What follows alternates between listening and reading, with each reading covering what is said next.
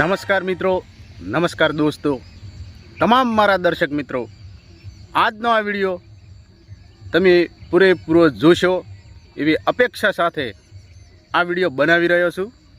અને આ વિડીયોને બીજા કોઈ વિડીયો તમે પૂરા નહીં જોયા હોય તો ચાલશે, પણ આજનો આ વિડીયો મિત્રો ખાસ કરીને વિનંતી છે કે આ વિડીયો તમે પૂરેપૂરો જોશો એવી અપેક્ષા છે મને, અને એવી અપેક્ષા સાથે આ વિડીયો તમારા સુધી મોકલી રહ્યો છું.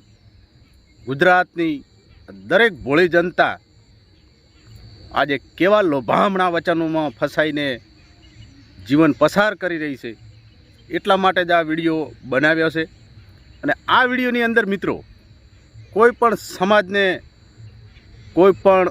કોઈ પણ સમાજ હોય, અઢારે આલમને કોઈ અનુલક્ષીને આ વિડીયો બનાવી રહ્યો નથી. માત્ર ને માત્ર ફક્ત બે જ વ્યક્તિઓ મિત્રો કે જેને સમાજનો સહારો લીધો, સમાજના લોકો સાથે વ્યવહાર કર્યો, પહેલાં સમાજના લોકોને ગુમરાહ કર્યા, સમાજના લોકોને અજ્ઞાની વાતો સંભળાવી, લોભામણા વચનો આપ્યા, અને એવી જ રીતે જે સમાજના લોકોના લોહી રેડી ને એના ઉપર પગ રાખી અને આગળ આવ્યા હોય, આગળનું પગથિયું ચડ્યા હોય, એવા બે જ વ્યક્તિઓ વિશે આજે આપણે વાત કરવાની છે, ચર્ચા કરવાની છે. અને બનશે તો એમની વાતોના થોડા ઘણા જવાબ પણ આપીશું. પણ ખાસ કરીને મિત્રો, ખાસ કરીને વિડીયો તમે પૂરેપૂરો જોશો એવી ખાસ નમ્ર અપીલ છે. અને તમને જો યોગ્ય લાગે કે આ વિડીયો આ વ્યક્તિ સુધી મોકલવા જેવો છે, પહોંચાડવા જેવો છે, તો મિત્રો કોઈ કચાશ ના કરતા આ વિડીયાને તમે આ બે વ્યક્તિ સુધી પહોંચે, બે વ્યક્તિ સુધી મોકલી આપો, એવી મારી નમ્ર અપીલ છે, નમ્ર વિનંતી છે. તો ખાસ કરીને મિત્રો વિડીયો પૂરેપૂરો જોજો. અને તમે આ વિડીયો જોશો તો તમને તમારો સમય બરબાદ થયો એવું ક્યારેય નહીં લાગે. એટલું મનોરંજન પણ હશે અને એટલી સત્યની, હકીકતની વાત પણ હશે આ વિડીયોની અંદર. તો સાથ આપજો, સૂર પુરાવજો. કોમેન્ટ સેક્શન ખુલ્લું જ મૂકેલું છે, જે પણ કમેન્ટ કરવી હોય એ કરજો. અને બીજું કે મિત્રો આ વિડીયોની અંદર મિત્રો ખાસ કરીને કહું છું કે જે પણ કમલમ પ્રેમી હશે, કમલમના દીવાના હશે, એમને આ વિડીયો કદાચ ના પણ ગમે તો એમની પણ પહેલાં તો હું માફી માગું છું. અને વાત બીજી કે એવા બે વ્યક્તિઓ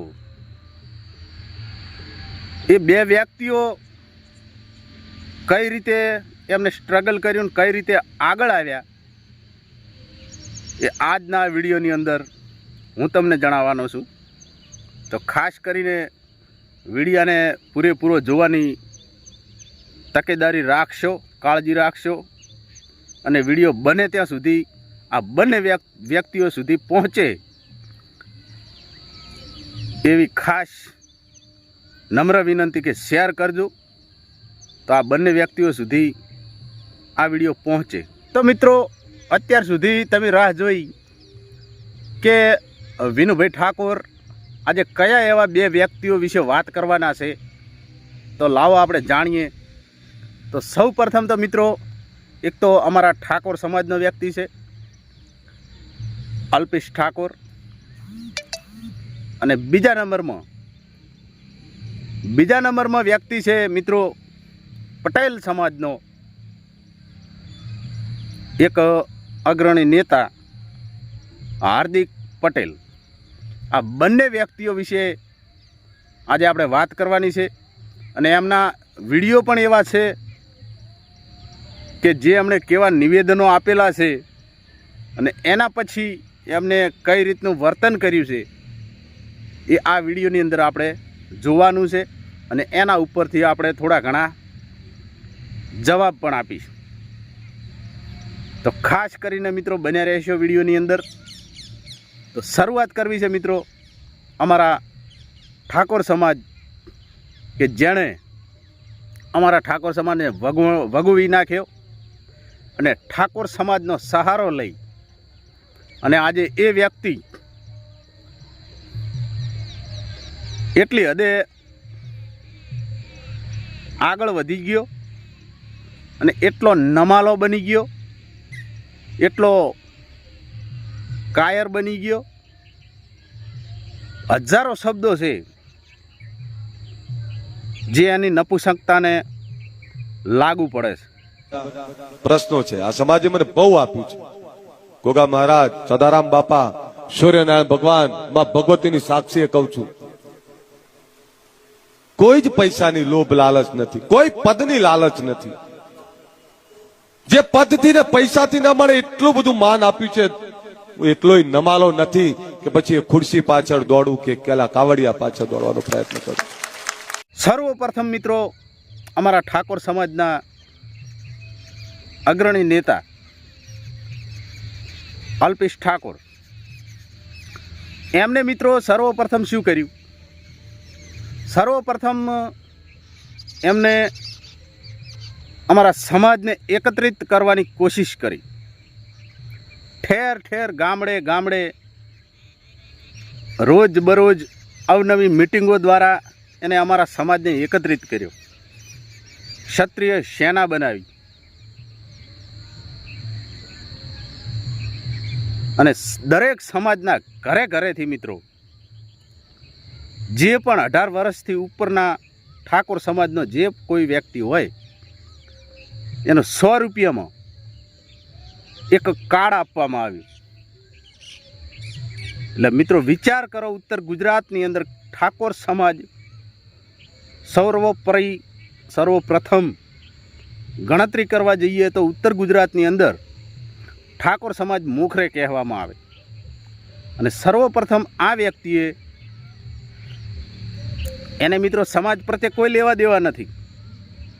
એને પોતાનું પેટ કેવી રીતે ભરાય, પોતાનું ઘર કેવી રીતે ભરાય અને પોતાની આગળની પેઢી કેવી રીતનું રાજ કરે, જલસા કરે, મોજ કરે, એ માટે થઈ આખો ષડયંત્ર રચી, આખો પ્લાન બનાવી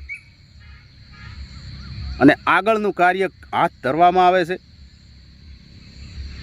અને ધીરે ધીરે પહેલાં તો સમાજ એકત્રિત કરે છે અને સમાજના દરેક ગામડાઓની અંદર પોતે અવનવા વચનો આપે છે, અવનવા ભાષણો આપે છે કે હું આપણા સમાજ માટે આવી રીત કરીશ, આમ કરીશ, તેમ કરીશ. અને એક સમયે એક કોઈ પણ સભાની અંદર વારે વારે એમ કહેવામાં આવતું, આ અમારા અલ્પેશભાઈ ઠાકોર એ પોતે એમની જુબાનથી એમ કહેતા કે જો હું રાજકારણમાં આવું ને તો મારી માનું ધાવણ લાજે. આવું બોલેલા છે આગળના સમયની અંદર મિત્રો. તો અત્યારે એ રાજકારણમાં નથી, અત્યારે ગધાડા ચરાવી રહ્યા છે. તમે બધા જાણો છો એ ગધાડા ચરાવી રહ્યા છે. પણ હવે વાત કરવી છે મિત્રો આગળના. અમારા સારા નસીબ, ઠાકોર સમાજના ભાઈઓના સમાજના સારા નસીબ કે એક સમયે અલ્પેશ ઠાકોર માટે અમારો સમાજ પોતાનો જીવ આપવા માટે તૈયાર હતો. એમને જ્યારે પોલીસ દ્વારા અટકાયત કરવામાં આવી હતી એ સમયે આખો સમાજ ત્યાં એકત્રિત થયો હતો અને એમને અટકાયતમાંથી મુક્ત કરાવ્યા હતા. પણ અમારા સારા નસીબ કે અમારા સમાજના કોઈ પણ ભાઈ, દીકરા, વડીલ, આગેવાનને કોઈને કોઈ ઈજા આજ સુધી નથી આવી એમના કારણોસર. પણ મિત્રો આજે બીજો એક એવો વ્યક્તિ જે પટેલ સમાજ, હું કોઈ સમાજને અનુલક્ષીને વિડીયો નથી, કોઈ સમાજના કોઈને લાગણી ના દુભાય એવી ખાસ વિનંતી. પણ પટેલ સમાજનો વ્યક્તિ જેનું નામ છે મિત્રો હાર્દિક પટેલ, એના વિશે આપણે થોડી વાત કરી લઈએ અને એના નિવેદનો જે અગાઉ હતા એ પણ સાંભળીએ અને એના વિશે પણ આપણે ચર્ચા કરીએ અને જવાબ આપીએ. તો રેડી થઈ જાઓ, તૈયાર થઈ જાઓ. વોલ્યુમ થોડું રેડી. મિત્રો, હવે પહેલાં તો આપણે હાર્દિકભાઈ પટેલ જે નિવેદન આપે છે એ એક પછી એક નિવેદન આપણે સાંભળીએ અને એના પછી એક આપણે એનો પ્રત્યુત્તર, એનો જવાબ આપીએ. તો બન્યા રહેશો વિડીયો. હું બોલીશ, હું જેલમાં જઈશ, હું અમિત અને મોદીને ગારો દઈશ, હું બધુંય કરીશ, પણ મારું કામ આટલું છે. બાકી પાછળથી મને પીઠબળ આપવાનું કામ આ સરદાર અને શિવાજીના વંશજોનું છે, બાકી કોઈનું કામ નથી. તો મિત્રો, સરદારભાઈ પટેલ એ પટેલ સમાજમાંથી આવતા અને શિવાજી ક્ષત્રિય સમાજમાંથી આવતા. તો આવી રીતે આ ભાઈએ નિવેદન કરેલું કે જ્યારે એ રાજકારણમાં નહોતા, એક અલગ એમનું આંદોલન ચાલતું હતું, એ સમયે આવી રીતે એમને નિવેદન આપેલું અને એવી રીતે કીધેલું કે મને પીઠબળ આપશે આપનારા લોકો સરદાર પટેલ અથવા ક્ષત્રિય સમાજ શિવાજીના હશે. અને એ પછી એમને સમર્થન આપ્યું એમના પટેલ ભાઈઓએ. અને એ પછી આ ભાઈનું જોર બમણું વધ્યું અને જ્યારે પટેલ ભાઈઓના દીકરાઓ અને હાર્દિક પટેલના ભાઈઓ જ્યારે એમને સમર્થન આપ્યું, પીઠબળ આપ્યું, અને એવા સમયની અંદર જ્યારે આંદોલનો કર્યા ત્યારે મિત્રો 16 પટેલ સમાજના દીકરાઓએ પોતાનો દેહ ત્યાગવો પડ્યો, પોતાનો જીવ ગુમાવવો પડ્યો આ આંદોલનની અંદર. કોના કારણે? આ ભાઈના કારણે, હાર્દિકભાઈ પટેલના કારણે. હજુ આગળ એમને સાંભળવા છે. તમે બન્યા રહો વિડીયોની અંદર શું કહેવા માગે છે. જો તમને લોકોને ફક્ત ને ફક્ત વ્યક્તિગત સ્વાર્થ હોય અને કમલમ અને દિલ્હીમાંથી મળેલા આદેશ અનુસાર કામ કરવું હોય તો મારે તમારા લોકો જોડે બેસવાનું નથી, કેમ કે મને ડબલ ઢોલકી વગાડતા ક્યારેય આવડ્યું નથી. અહીંયા તો જે કાંઈ બોલશું ચોખ્ખું બોલશું, સાચું બોલશું, કેમ કે અમારા બાપ દાદાએ તો અમને ખોટું બોલતા ડબલ ઢોલકી વગાડતા ક્યારેય શીખડાયું નથી. એક ઘાને બે કટકા એ આ કળબીનો છોકરો કરે છે, ડબલ ઢોલકી ક્યારે કળબીનો છોકરો ન કરી શકે. હવે મિત્રો, આ લુચ્ચો, આ ભડવો, આ લુખ્ખો એમ કહેવા માગે છે કે મને ડબલ ઢોલકી વગાડતા નથી આવડતી. જે કમલમમાં બેઠેલા લોકોનો અને દિલ્હીથી આવનારા ઓર્ડરોનું જો તમારે પાલન કરવું હોય તો હું એમાં સમર્થ નથી. બરાબર? એના જ મોઢે તમે સાંભળ્યું ને. તો અત્યારે કેટલા પ્રકારની ઢોલકી વગાડી રહ્યો છે અને કઈ દિશામાં અને કેવી રીતે કઈ પાર્ટીમાં છે એ મિત્રો તમે જાણો છો. કમલમ એટલે ભારતીય જનતા પાર્ટી. એ કમલમ બોલતા ક્યારે શીખ્યો? એના 16 ભાઈઓને ભૂમિને ધારણ કર્યા, 16 ભાઈઓને અગ્નિ સંસ્કાર આપ્યો ત્યારે એક અમે તમને લોકોને એટલા માટે વિધાન ધારાસભામાં ચૂંટાયા છે કેમ કે ભડવીરના દીકરાઓ છો, કણબીના દીકરાઓ છો. એ કમલમમાં બેઠેલા આમના દીકરાઓ નથી, એટલા માટે કહીએ છીએ. હવે આ ભાઈ એમ કહે છે કે કમલમમાં બેઠેલા દીકરાઓ આમના નથી, તો તું ભાઈ કોનો દીકરો છે કે અત્યારે તું કમલમમાં જઈને બેઠો છે? વાત મિત્રો શાંતિથી સાંભળજો, ખોટી નથી કરતો. અત્યારે ભાઈ તું જે બેઠો છે એ તફમાં, જેની ગણતરી તફમાં આવે એવા લોકો સાથે તું જઈને બેઠો છે. તો તું કણબીનો દીકરો છે પટેલનો દીકરો છે કે કોનો દીકરો છે? એ પહેલા તું જનતાને જવાબ આપ, બરાબર? હવે આગળ કંઈક બોલ. કે તમારી પાસે અમને લોકોને આશા છે, એ આશા ઉપર તમે ખરા ઉતરો.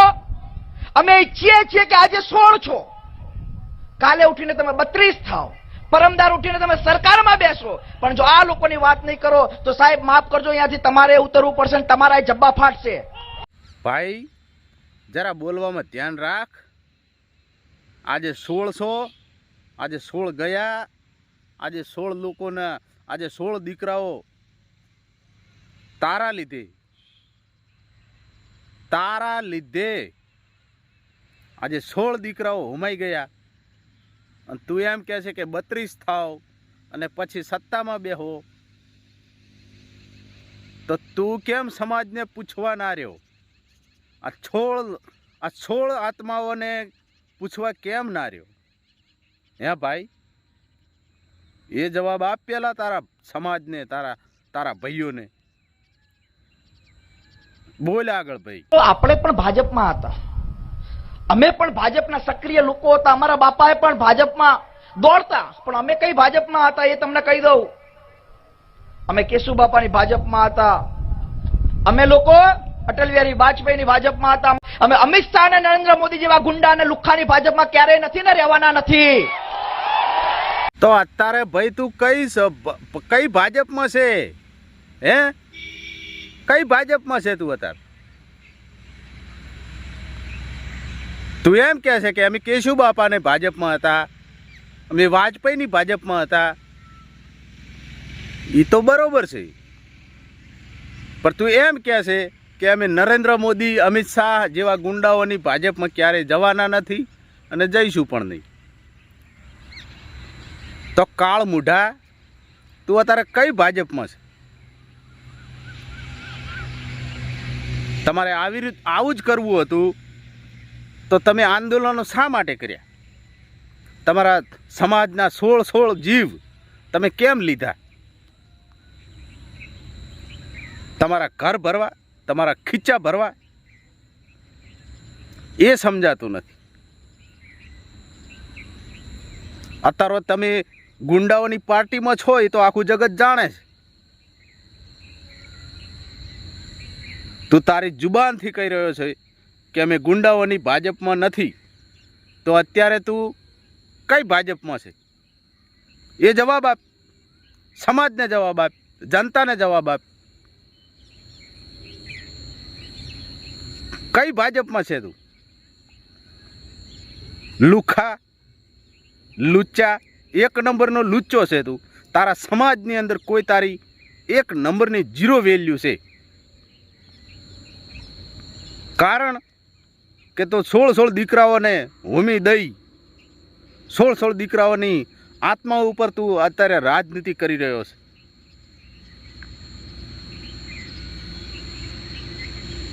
શા માટે? રાજકારણ આટલું બધું તો પેલું ના હોય ને કે 16 લોકોનો જીવ જે સત્તા પક્ષે લીધો હોય અને એ સત્તા પક્ષની અંદર તું જઈને બેસી જાય તો તારો સમાજ તને ક્યારેય માફ નહીં કરે. અને આ આખા જીવનની અંદર આ સમય, આ સંજોગ જે પણ અગાઉ તે જે કરાવ્યું છે તારા સમાજ જોડે, એ બધું આવનારા સમયની અંદર કુદરત તને ક્યારેય માફ નહીં કરે. અને દરેક પ્રકારની એક ઘટના વિશેનો તમામ પ્રકારનો સમય, જે પણ અગાઉ તારા જે સમય લીધે તું આગળ આવ્યો છે, એ તમામ વિગત સુધી તારે ભોગવીને આપવું પડશે. અત્યારે તારે જીવતા જીવ. હવે વધારે કંઈ કહેવું નથી. અમારા સમાજનો તો લેતો જ્યો છે અલ્પેશ. અત્યારે એનામાં તાકાત હોય તો આવ, પાછો ઉત્તર ગુજરાતની અંદર આવ, બનાસકાંઠા આજુબાજુના વિસ્તારની અંદર આવ અને ઠાકોર સમાજને એકત્રિત કરીને બતાવ તારામાં તાકાત હોય તો. એ પણ લાખો કરોડો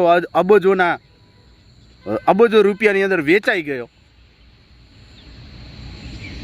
અને ગુંડાઓની સરકારમાં જઈને બેસી ગયો. તમને લોકોને પૂછવામાં આવ્યું કે કેમ તમે આવું કર્યું ને કેમ ભાજપની અંદર જઈને બેસી ગયા, તો તમે લોકોએ એવા જવાબો આપ્યા હતા કે જે પ્રમાણે વાયરો ચાલતો હોય એ પ્રમાણે ઉપણવાની જરૂર છે. જે પ્રકારનો વાયરો ચાલતો હોય એ વાયરા સાથે વયું જવું સારું, તો જ આપણા કામ થાય, આપણો વિકાસ થાય. તો તારા લીધે હાર્દિક પટેલ, તને કહું છું, તારા લીધે તારા સમાજની અંદર કેટલો વિકાસ થયો અને તારા લીધે તારો સમાજ કેટલો આગળ આવ્યો એ જરા થોડું પુરવાર કરીને બતાવ. અને અલ્પેશ, તને પણ કહું છું કે તારા લીધે કેટલો તારો સમાજ આગળ આવ્યો, તારા સમાજને કે તે કેટલો સુધાર કરાવ્યો અને તારા સમાજ પ્રત્યે તે કેવા કાર્યો કર્યા, તારા સમાજનો કેટલો વિકાસ થયો એ જરા હિસાબ આપ, તો બધા અમને ખબર પડે.